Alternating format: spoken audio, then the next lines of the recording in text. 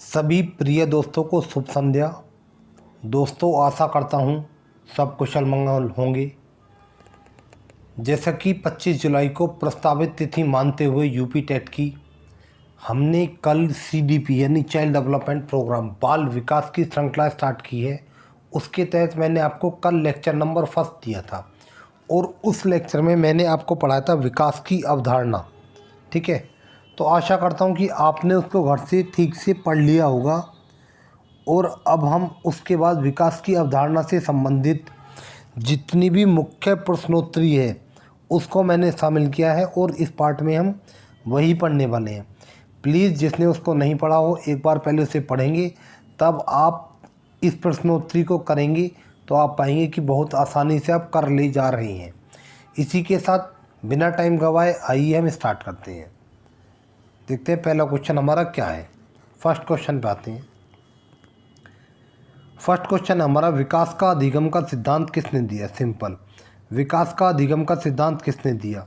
Francis Galton, Richardson Sears, Robert Havighurst या Woodworth? तो कल मैंने आपको पढ़ाया था विकास के अधिगम का सिद्धांत किसने दिया था।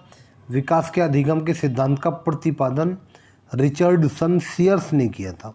मीन्स ऑप्शन नंबर सेकंड हमारा करेक्ट आंसर है। आइए देखते हैं। ऑप्शन नंबर सेकंड हमारा सही आंसर है। इनका क्या मानना था? इनका मानना था कि विकास और अधिगम में धनात्मक संबंध होता है। यानी कि धनात्मक मीन्स किसी के भी प्रभावित होने से दूसरे पर प्रभाव पड़ना जायज़ है।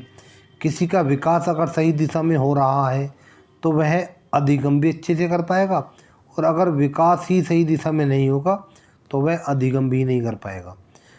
तो ये हमारा क्वेश्चन नंबर फर्स्ट हो गया है। इसके बाद हम आगे चलते हैं। क्वेश्चन नंबर सेकंड हमारा क्या बोल रहा है? क्वेश्चन नंबर सेकंड ने हमारा, विकासात्मक कार्य का संपत्ति किसने दिया? कौन सा विकासात्मक कार्य का संपत्ति किसने दिया? कल मैंने आपको सारा कुछ पढ़ा दिया। वीडियो जिसने नहीं देखा प्लीज़ पहले उसको देखेंगे। तो पहला ऑप्शन है Francis Galton, Richardson Sears, Robert Havighurst या वुडवर्थ? तो मैंने आपको बताया था लास्ट वीडियो में कि विकासात्मक कार्य का संपत्ति रॉबर्ट हेविंगहास्ट ने दिया था। यानी ऑप्शन नंबर थर्ड हमारा सही आंसर है। देखते हैं। ऑप्शन नंबर थर्ड हमारा सही आंसर है। विकासात्मक कार्य से क्या अर्थ है? विकासात्मक कार्य मीन्स उम्र के साथ सही विकास। विकासात्मक कार्य उम्र के साथ सही विकास। नेक्स्ट क्वेश्चन पे आते हैं। क्वेश्चन नंबर हमारा थर्ड, विकास एक सतत एवं धीमी प्रक्रिया है। मैंने लास्ट वीडियो में ही आपसे बताया था कि जितने भी मैंने इसमें कथन शामिल किए हैं, एक कथन को भी हम स्किप नहीं कर सकते हैं, क्योंकि यूपी टेटो सुपर टेटो काफ़ी सारे कथन पूछे जाते हैं। और जो भी मैंने कथन लास्ट वीडियो में शामिल किए थे, एक एक कथन कई सारे एग्ज़ामों में पूछा जा चुका है, तो इसलिए मैंने उनको भी शामिल किया है। तो एक प्रमुख कथन है, विकास एक सतत एवं धीमी प्रक्रिया है। यह किसका कथन है? तो क्या वुडवर्थ, स्किनर, हरलोक या मुनरो? तो हमने पढ़ा था किसने कहा ये कथन है स्किनर का। यानी ऑप्शन नंबर सेकंड हमारा करेक्ट आंसर है। देखते हैं। ऑप्शन नंबर सेकंड हमारा करेक्ट आंसर है। फिर देखो, इसमें मैंने आगे थोड़ा सा शामिल किया, शायद आप अभी नहीं समझोगे थे, क्योंकि वो टॉपिक मैंने अभी आपको पढ़ाया नहीं है, लेकिन फिर भी शामिल है, थोड़ा बता देता हूँ। देखो, आगे मैं आपको अलग टॉपिक पढ़ाऊँगा, व्यक्तिक विभिन्नता। ठीक है, तो उस टॉपिक को जब हम पढ़ेंगे तो उस टॉपिक में हम पाएंगे व्यक्तिक विभिन्नता से संबंधित स्किनर का कथन। ठीक है, यहाँ तो विकास की अवधारणा से संबंधित उनका कथन था। ये कौन सा? विकास एक सतत एवं धीमी प्रक्रिया है। व्यक्तिक विभिन्नता से संबंधित इनका प्रमुख कथन है, मैंने एक साथ ही शामिल कर दिया जो पढ़ने में आसानी हो। व्यक्तिक विभिन्नता के बारे में इन्होंने क्या कहा? इन्होंने कहा व्यक्तिक विभिन्नता में संपूर्ण व्यक्तित्व का कोई भी ऐसा पहलू शामिल हो सकता है जिसका मापन संभव हो। किसने कहा? स्किनर ने कहा। ठीक है, इसको भी ध्यान रखेंगे। इसी के साथ हम अपने अब अगले क्वेश्चन पाते हैं। नेक्स्ट क्वेश्चन हमारा क्या बोल रहा है, इसको इधर करते हैं। अगला क्वेश्चन है हमारा, मानव का विकास वंशानुक्रम एवं वातावरण का गुणनफल है। किसका कथन है? वुडवर्थ, स्किनर, हरलोक या मुनरो। ठीक है, देखो मैंने आपको बताया था कि जहाँ तक संभव होगी मैं आपको अपनी बनाई हुई ट्रिक्स प्रदान करता रहूँगा बीच बीच में। ठीक है, देखो वंशानुक्रम में से वह उठाओ और वातावरण में से वह उठाओ। ठीक है, इनमें जिसमें भी पहला वर्ण वह दिख रहा हो यह उसी का कथन है। आशा करता हूँ कभी नहीं भूलेंगे। ठीक है, तो देखो मानव का विकास वंशानुक्रम एवं वातावरण का गुणनफल है, यह किसका कथन है? ये कथन है वुडवर्थ का। कैसे याद रखेंगे? वंशानुक्रम में से वह उठाओ, वातावरण में से वह उठाओ और वुडवर्थ में भी वही है प्रथम वर्ण। ऑप्शन नंबर फर्स्ट हमारा सही आंसर है। देखते हैं, देखो ऑप्शन नंबर फर्स्ट सही आंसर। इसके बाद अपने अगले क्वेश्चन पे आते हैं। पढ़ते रहिए सारी ट्रिक सब कुछ, सारी यूपी टेट और आगामी जितनी भी परीक्षाएं सबका कोर्स कंप्लीट कराया जाएगा। आप अपने नोट्स मेंटेन करते हुए चलें और डेली पढ़ते हुए चलें। बाकी मैंने आपको बता ही दिया है। ऑफलाइन क्लासेस भी हमारी चलती हैं सिलेक्शन एकेडमी 8800608808। ये क्लासेस कहाँ पे चलती हैं? ये गजरौला में चलती हैं। ऑफलाइन क्लासेस में अगर आपको कोई प्रॉब्लम हो, कुछ समाधान चाहते हैं तो ये कॉन्टैक्ट नंबर है और ऑफिस में आगे भी आप मुझसे मिल सकते हैं। कहने का तात्पर्य यह है जिसका जो भी एग्ज़ाम आने वाला है तैयारी करते रहे। एग्ज़ाम तो होने ये तो निश्चित है, कोरोना कोई हमेशा ही थोड़ी रहना ही। ठीक है, तैयारी करते हैं, कोई प्रॉब्लम है तो मुझसे संपर्क करेंगे। देखते हैं अगला क्वेश्चन हमारा क्या बोल रहा है। नेक्स्ट क्वेश्चन है हमारा, विकास भ्रूणावस्था से वृद्धावस्था तक होने वाले परिवर्तनों का नाम है। क्या? भ्रूणावस्था से लेकर वृद्धावस्था तक होने वाले परिवर्तनों का नाम है। यह किसने कहा? वुडवर्थ, स्किनर, हरलोक या मुनरो। तो यह कथन है मुनरो का। ठीक है, कौन सा कथन? कि विकास भ्रूणावस्था से वृद्धावस्था तक होने वाले परिवर्तनों का नाम है। ये महान मनोवैज्ञानिक मुनरो ने कहा। ऑप्शन नंबर फोर्थ हमारा करेक्ट आंसर है। इसी के साथ अब हम आगे बढ़ते हैं, इसका थोड़ा बड़ा करते हैं। नेक्स्ट देखो option number fourth correct answer हो गया। आगे आते हैं। नेक्स्ट क्वेश्चन है हमारा, विकास क्रमिक परिवर्तनों की श्रृंखला है जिसके फलस्वरूप नवीन योग्यताओं एवं विशेषणों का जन्म होता है। क्या है? विकास क्रमिक परिवर्तनों की श्रृंखला है जिसके फलस्वरूप नवीन योग्यताओं एवं विशेषताओं का जन्म होता है। यह किसका कथन है? जीन प्याजे, हरलोक, गेसल या इनमें से कोई नहीं। तो ये जो कथन है ये प्रमुख कथन हमारे मनोवैज्ञानिक हरलोक ने दिया था, यानी कि ऑप्शन नंबर सेकंड हमारा सही आंसर है। इसी के साथ हम आगे बढ़ते हैं। देखो आंसर क्या है? Option number second. टेलीग्राम आप ज्वाइन कर लेंगे, सभी के PDF आपको टेलीग्राम पर मिलते रहेंगे हूबहू। ऐसे ही मैं इसको टेलीग्राम पर डाल दूंगा आज। ठीक है, आगे आते हैं फिर हम। नेक्स्ट है हमारा क्वेश्चन नंबर 7। विकास एक अवधारणा से बढ़कर है। विकास क्या है? विकास एक अवधारणा से बढ़कर है जिसका निरीक्षण, मूल्यांकन तथा अंग विश्लेषण तीनों रूप में मापन किया जा सकता है। हमें बताना यह किसने कहा? जीन प्याजे, हरलोक, गेसल या इनमें से कोई नहीं। तो ये जो कथन है ये गेसल का है। ऑप्शन नंबर थर्ड हमारा करेक्ट आंसर है। इसी के साथ हम अपने अगले क्वेश्चन पर आते हैं। थर्ड हमारा आंसर हो गया है। अगला क्वेश्चन है, देखते हैं अब हम। खाली स्थान की दिशा निश्चित है। वृद्धि, विकास, दोनों या दोनों में से कोई नहीं। देखो कल मैंने बहुत अच्छे से, कल मीन्स लास्ट वीडियो में मैंने आपको बहुत अच्छे से समझाया था। ये क्या है? ये है हमारा खाली स्थान की दिशा निश्चित है। क्या वृद्धि की दिशा निश्चित है, विकास की, या दोनों की ही दिशा निश्चित है? तो कल हमने पढ़ा था जो वृद्धि है इसकी दिशा तो निश्चित नहीं होती। क्यों? क्योंकि कोई व्यक्ति लंबा भी हो सकता है और कोई व्यक्ति नाटा भी हो सकता है, कोई मोटा भी हो सकता है, कोई पतला भी हो सकता है। लेकिन जो विकास होता है हमारा, इसकी दिशा निश्चित होती है। विकास की दिशा निश्चित कैसे होती है? अगर मानव का विकास होना, जब मानव का भ्रूणावस्था में विकास होना आरंभ होता है तो सबसे पहले उसके सिर ही बनना आरंभ होता है, उसके बाद उसके नीचे वाले हिस्से बनने आरंभ होंगे। ऐसा नहीं है कि पहले किसी के पैर बन गए और बाद में सिर बना, नहीं। ठीक है, तो इसका मतलब ये हुआ कि विकास की दिशा निश्चित है। तो ऑप्शन नंबर सेकंड हमारा सही आंसर हो गया। देखते हैं, देखो ये मैंने शामिल भी कर दिया। इसका मतलब क्या है? विकास की दिशा निश्चित है, जैसे विकास सिर से पैर की तरफ ही होता है, परंतु वृद्धि की दिशा निश्चित नहीं होती। जैसे व्यक्ति लंबा भी हो सकता है और नाटा भी हो सकता है। वेरी गुड, तो कोई दिक्कत आने वाली नहीं है। इसी के साथ हम आगे बढ़ते हैं। नेक्स्ट हमारा क्वेश्चन नंबर 9 देखते हैं। खाली स्थान गुणात्मक एवं मात्रात्मक दोनों है। क्या वो वृद्धि है, विकास है, दोनों है? इनमें से कोई नहीं है। मतलब कि गुणात्मक भी है और साथ में मात्रात्मक भी है। तो ये हमारा क्या होगा? हमने कल पढ़ा था, कल मीन्स लास्ट वीडियो में हमने पढ़ा था, जो विकास है ये गुणात्मक भी है और मात्रात्मक भी है। गुणात्मक और मात्रात्मक कैसे है, आइए व्याख्या मैंने शामिल कर दी है। इसका आंसर हमारा 9 का 2 हो गया, सही आंसर। देखते हैं, देखो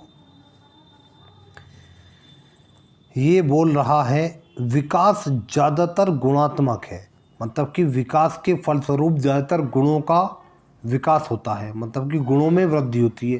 परंतु कुछ जगह मात्रात्मक भी होता है, लेकिन कुछ जगह ऐसे भी है जो मात्रात्मक भी होता है। जैसे दिमाग 350 ग्राम से 1450 ग्राम तक हो जाता है, यानी शेषवावस्था में जो बच्चे का दिमाग होता है वो लगभग 350 ग्राम के आसपास होता है, और जब तक वह अपनी युवावस्था में आता है उसके दिमाग का वजन बढ़कर 1400 ग्राम तक हो जाता है। तो इसका मतलब हम कह सकते हैं कि कुछ जगह विकास मात्रात्मक भी है। तो कहने का सिंपल मतलब ये हुआ, विकास जो है मात्रात्मक भी है और गुणात्मक भी है, लेकिन वृद्धि केवल मात्रात्मक है। मतलब कि केवल मात्रात्मक है, मतलब कि तोड़ा जा सकता है, मात्रा नापी जा सकती है। इसी के साथ हमारा अगला क्वेश्चन आता है, देखते हैं क्या बोल रहा है। नेक्स्ट क्वेश्चन है हमारा क्वेश्चन नंबर 10। क्वेश्चन नंबर 10 क्या बोल रहा है? विकास का निरंतरता का सिद्धांत किसने दिया? विकास का निरंतरता का सिद्धांत, अगर आपने वो वीडियो देखा होगा तो बिल्कुल आसानी से आप इसको कर ले जा रहे होंगे। क्या स्किनर ने, जीन प्याजे ने, हार्लोक ने, या इनमें से कोई नहीं? तो जो विकास के निरंतरता का सिद्धांत है इसका प्रतिपादन हार्लोक ने किया। ये सिद्धांत क्या है? विकास एक निरंतर चलने वाली प्रक्रिया है। कोई भी व्यक्ति डेली कुछ ना कुछ नया सीख ही लेता है, ठीक है? तो इसे हम कहते हैं निरंतरता का सिद्धांत। इसका प्रतिपादन किसने किया? इसका प्रतिपादन किया हार्लोक ने, यानी ऑप्शन नंबर 3 हमारा बिल्कुल सही आंसर है। देखो मैंने शामिल कर दिया है। विकास एक निरंतर चलने वाली प्रक्रिया है। जीवन में हर रोज़ हम कुछ न कुछ नया सीखते हैं। इसी के साथ हम अपने अगले क्वेश्चन पाते हैं। क्वेश्चन नंबर 11 क्या है? दो बच्चों में विकास की दर कभी भी एक जैसी नहीं होती। मतलब कि दो बच्चों में विकास होता है कभी भी एक जैसा नहीं होता। इसका संबंध विकास के किस सिद्धांत से है? अंतः संबंध का सिद्धांत, व्यक्तिक विभिन्नता का सिद्धांत, असमान गति का सिद्धांत, या इनमें से कोई नहीं? तो क्या बोला उसने? दो बच्चों में विकास की दर कभी भी एक जैसी नहीं होती। तो क्या है ये? मतलब विभिन्न पाई जाती है, ठीक है? तो इस किससे हो गया इसका संबंध? इसका संबंध हो गया व्यक्तिक विभिन्नता का सिद्धांत, यानी ऑप्शन नंबर सेकंड हमारा करेक्ट आंसर हो गया। आइए देखते हैं। और इसके बारे में देखो, एक तो आपका ये असमान गति का सिद्धांत है और एक आपका अंतः संबंध का सिद्धांत दिया हुआ है। तो इनके बारे में मैंने व्याख्या शामिल कर दी, आइए जान लेते हैं, देखते हैं। असमान गति का सिद्धांत क्या कहता है? विकास शिशुवावस्था में तेज होता है, बाल्यावस्था में धीरे और किशोरावस्था में फिर तेज हो जाता है। अर्थात विकास की गति घटती बढ़ती रहती है, मतलब कि समान नहीं है। कैसी है? असमान है। तो विकास असमान गति का सिद्धांत मतलब कि विकास सदैव समान गति से नहीं होता है, कभी तेज कभी धीरे। तो इसी सिद्धांत को हम कहते हैं असमान गति का सिद्धांत। फिर अंतः संबंध का सिद्धांत है एक ऑप्शन में, उसकी भी व्याख्या मैंने शामिल कर दी है। विकास के सभी आयाम जैसे शारीरिक, कौन कौन से हो गए आपके? शारीरिक, सामाजिक, संवेगात्मक आदि एक दूसरे से परस्पर संबंधित हैं, ठीक है? ये कैसे संबंधित है भाई? किसी का शारीरिक विकास ठीक नहीं है तो कहीं ना कहीं उसके दूसरे विकास पर प्रभाव होने वाला है। ठीक है, तो कहीं ना कहीं एक दूसरे से मिले हुए होते हैं। अब किसी को समाज ही ठीक सा नहीं मिला तो कहीं ना कहीं उसकी आदतों में अंतर पड़ने वाला है ना। तो जब उसकी आदतों में अंतर पड़ेगा तो शारीरिक रूप से भी प्रभाव पड़ेगा और भी प्रभाव होने वाले। कहने का मतलब है विकास के जितने भी आयाम होते हैं सब एक दूसरे से मिले हुए होते हैं। एक आयाम पर प्रभाव निश्चित रूप से दूसरे आयाम को प्रभावित करता है। इसे ही हम कहते हैं अंतः संबंध का सिद्धांत। नेक्स्ट क्वेश्चन देखते हैं आगे। देखो बहुत इंपॉर्टेंट प्रश्नोत्तरी है, प्लीज़ नोट्स मेंटेन करते चलें और याद करते चलें। ठीक है, नेक्स्ट क्वेश्चन हमारा क्या बोल रहा है, इसको थोड़ा नीचे करते हैं। देखो, बालक पहले संपूर्ण अंग को फिर अंग के भागों को चलाना सीखता है, यह विकास का कौन सा सिद्धांत है? मतलब कि यह विकास के किस सिद्धांत का अनुसरण करता है? केंद्र से बाहर की ओर विकास का सिद्धांत, सिफेलोकाउडल विकास का सिद्धांत, एकीकरण का सिद्धांत, या इनमें से कोई नहीं? तो हमने पढ़ा था कल, बालक पहले संपूर्ण अंग को चलाता है और फिर अंग के भागों को चलाना सीखता है धीरे धीरे। इस सिद्धांत को क्या कहा जाता है? एकीकरण का सिद्धांत। ठीक है, ऑप्शन नंबर 3 हमारा सही आंसर है। फिर बाकी जो सिफेलोकाउडल विकास का सिद्धांत और आपका समीपता का सिद्धांत ये दिए हुए हैं, इनके बारे में जान लेते हैं। वैसे मैंने आपको लास्ट वीडियो में सारा पढ़ा दिया है, लेकिन व्याख्या मैंने फिर भी शामिल कर दी है आप लोगों की सुविधा के लिए। देखो, सिफेलोकाउडल विकास का सिद्धांत क्या कहता है? इसका अन्य नाम सिरोन्मुखी विकास का सिद्धांत है। किसका? सिफेलोकाउडल विकास के सिद्धांत का अन्य नाम है सिरोन्मुखी विकास का सिद्धांत। ये जो सिफेलोकाउडल है ये एक लैटिन भाषा का शब्द है। इसमें सिफेलो का अर्थ होता है सिर और काउडल का अर्थ होता है धड़ से नीचे वाला भाग। ठीक है, कहने का मतलब है पहले सिर का विकास होता है फिर धड़ से नीचे वाले भाग का विकास होता है, जो मैं आपको पहले बता चुका हूँ। इस सिद्धांत के अनुसार विकास हमेशा सिर से पैर की तरफ चलता है। केंद्र से बाहर की ओर विकास का सिद्धांत जो अन्य ऑप्शन में शामिल था, ये इसके बारे में देखते हैं। ये भी मैंने लिख लिया है। कौन सा सिद्धांत है ये? केंद्र से बाहर की ओर विकास का सिद्धांत का अन्य नाम समीप से दूर की ओर विकास का सिद्धांत भी है। ठीक है, दोनों एक ही सिद्धांत है। इसमें समीप से दूर का क्या अर्थ है? इसमें समीप से दूर का अर्थ है कि पहले नज़दीक के अंगों का विकास होता है फिर दूर के अंगों का होता है। केंद्र से बाहर का अर्थ क्या है? पहले केंद्रीय भाग फिर दूर वाले भागों का विकास होता है।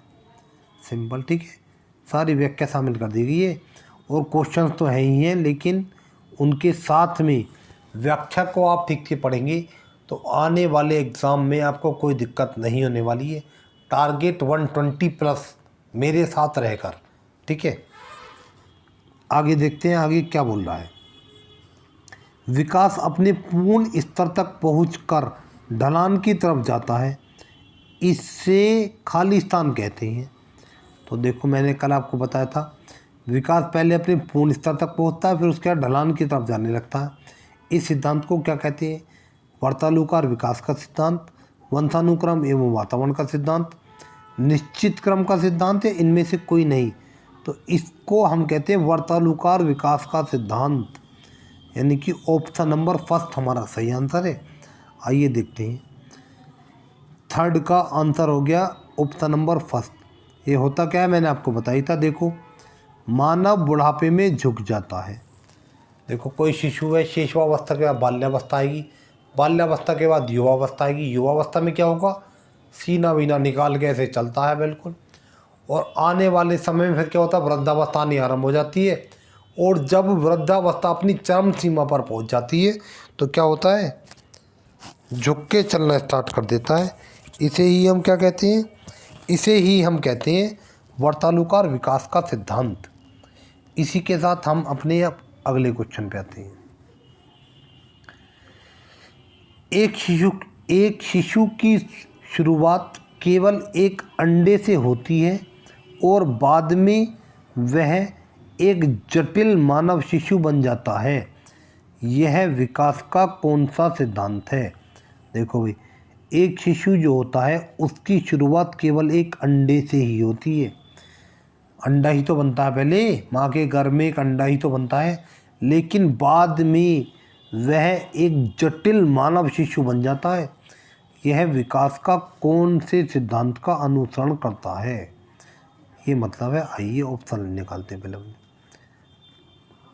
सामान्य से विशिष्टता का सिद्धांत, सामान्य प्रतिदर्श का सिद्धांत, निश्चित क्रम का सिद्धांत, या इनमें से कोई नहीं। सारे सिद्धांत मैंने XYZ चारों के तीनों को बढ़िया से पढ़ा दिए। तो कौन सा होगा? सामान्य से विशिष्टता का सिद्धांत। ठीक है, ऑप्शन नंबर फर्स्ट हमारा सही आंसर है। आइए देखते हैं अगला क्वेश्चन हमारा क्या बोल रहा है। क्वेश्चन नंबर 15 है, देखते हैं। इसको अभी नीचे करते हैं थोड़ा। 15 क्वेश्चन क्या बोल रहा है? विकास समान नमूने का अनुसरण करता है। विकास समान नमूने का अनुसरण करता है। कोई भी बाल्यावस्था से सीधे वृद्धावस्था में नहीं जा सकता। सही बात है, नहीं जा सकता।